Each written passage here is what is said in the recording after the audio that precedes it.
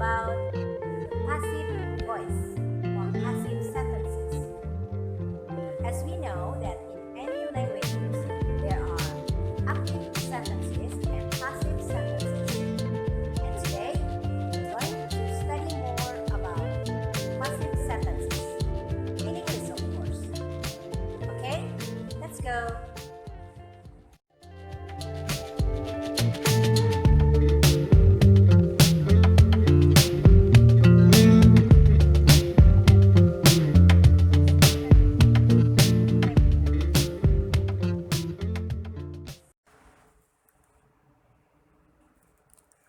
Passive voice.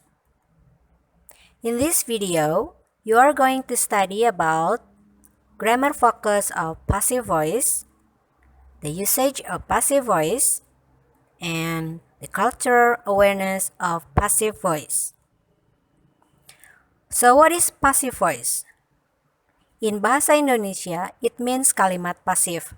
Predikatnya berawalan di, like dipukul, ditulis, dibangun, and so on. When you are writing a process, you will need to use a lot of passive sentences to make the text more formal and impersonal. The most important in processes is the actions. Look at the text below. How to make paper. Okay, so here is the text that contains many passive sentences like wood chips are heated with chemicals, and then the pulp is strained, washed, and put, and then more chemicals are added. So these are the process how to make paper, and they are written in passive sentences. Okay, next. We go to the pattern of passive voice.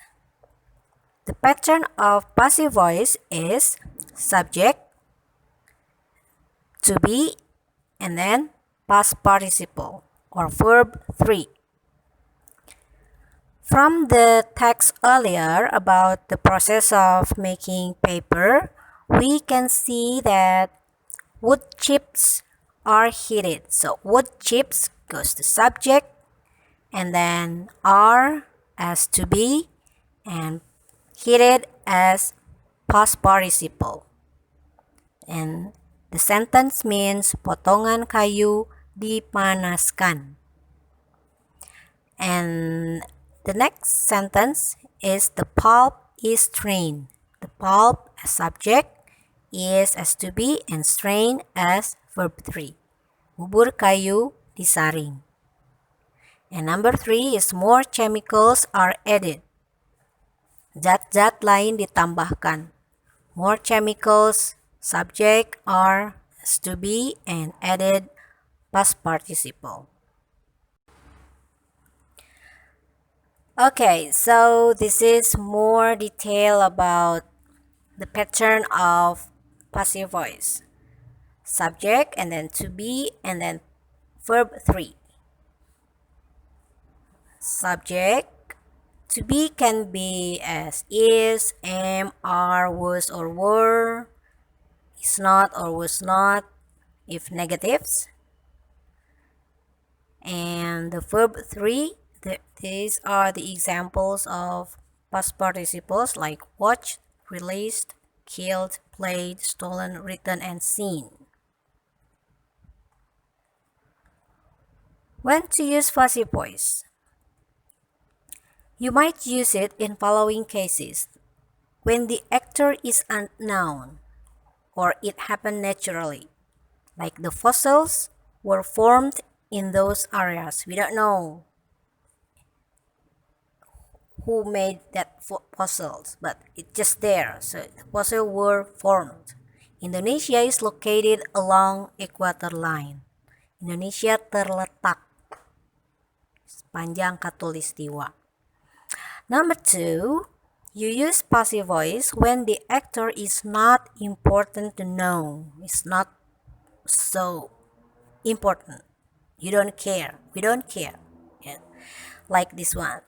The new apartment is built near the mall.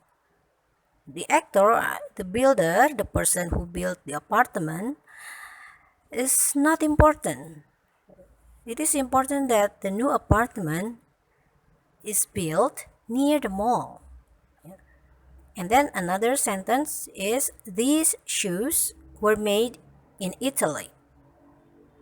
Sepatu-sepatu ini dibuat di Itali. Oleh siapa? Nggak penting. Ya. Next.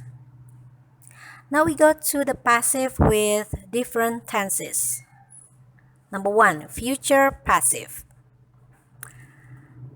The new movie will be released at the end of this year. Will be released. Akan ditayangkan. Future, jadi belum ya. And number 2, the new movie is going to be released at the end of this year. This has the same meaning with sentence number 1, sama artinya. And next, progressive passive. Jadi ini kalimat pasif yang sedang berlangsung. Chicken soup is being cooked at the moment. Sedang dimasak. Is being cooked. Jadi ada being-nya. Karena sedang. Ya. Number 2, the fruit and vegetables are being harvested this week. Sedang dipanen. And number 3 is perfect passive. Jadi berpola kalimat perfect tensesnya. Many people have been killed by the virus since 2019. Sudah dan sampai sekarang masih ya terbunuh oleh virus atau dibunuh. Ya. English has been studied by me for 8 years. Sudah dan sampai sekarang masih dipelajari oleh saya selama 8 tahun. Next, cultural awareness. When to avoid passive voice. When you are in the process of academic writing, using too many passive sentences can cause you trouble because passive sentences are vague about who is responsible for the action. Jadi kita tidak tahu. Ini yang tanggung jawab yang berbuatnya itu siapa. Kita tidak tahu, ya tidak diberitahu. And then too many passive sentences can create confusion, menimbulkan kebingungan between your idea and the idea of the researchers you are discussing. Ya, jadi ini teh ide siapa? Ide kamu atau ide orang yang dikatakan itu dalam riset kalian ya, dalam makalah kalian. And also passive sentences often sound wordy and indirect. Jadi kesannya seperti kalimat yang diungkapkan lagi gitu. Jadi bukan perkataan kamu sebenarnya, tapi perkataan orang lain yang kamu kutip lagi. Jadi kesannya seperti itu kalau passive sentences.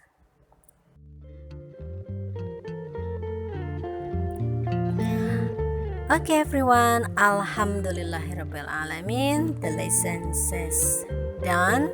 I hope you understood. I hope you got the points. Thank you very much for watching.